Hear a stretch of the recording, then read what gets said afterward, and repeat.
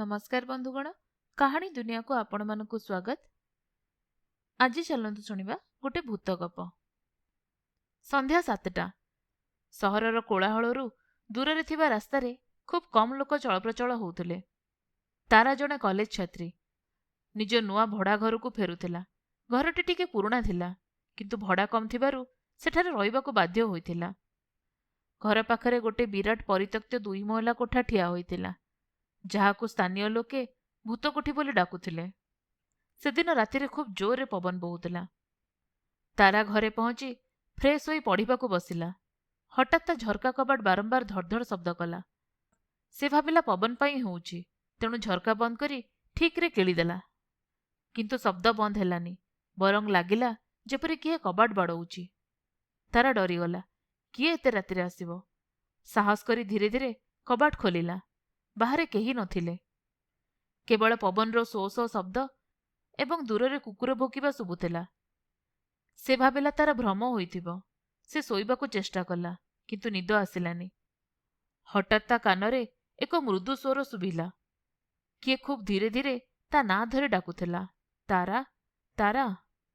स्वरटी खूब परिचित लागुथिला, किंतु काहार से जानि पारला नाही। तारा भୟରେ उठी बसिला।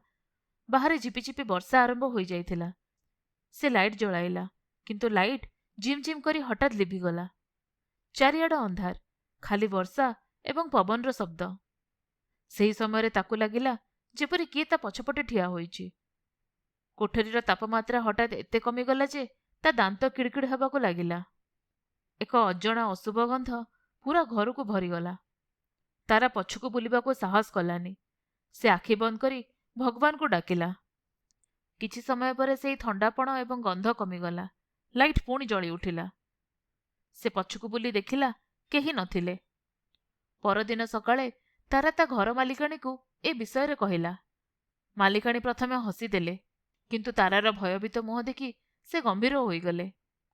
से कहिले, मालो, से पुराणा कोठारे बहु तळ वर्षे गोटे युवती रहुथिला।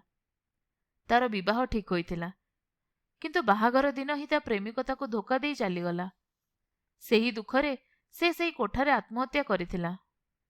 कुहाजाए जे तार आत्मा एबे भी सेठारे बुलुछि एवं निशब्दरे निसंग झियो मानकु ता पाखकु डाके। एहा सुनी तारार देह पुणी थरे कंपी उठिला। सेही मुहूर्तरे से निष्पत्ति नेला जे से आउ गोटे मिनिट भी सेठारे रहिबनी। से तुरंत घर छाड़ी अन्यत्र चलीगला एवं केबे भी सेही परित्यक्त कोठा आड़कू मुह कलानी। आपण माने शुणुथिले गोटे भूत गप।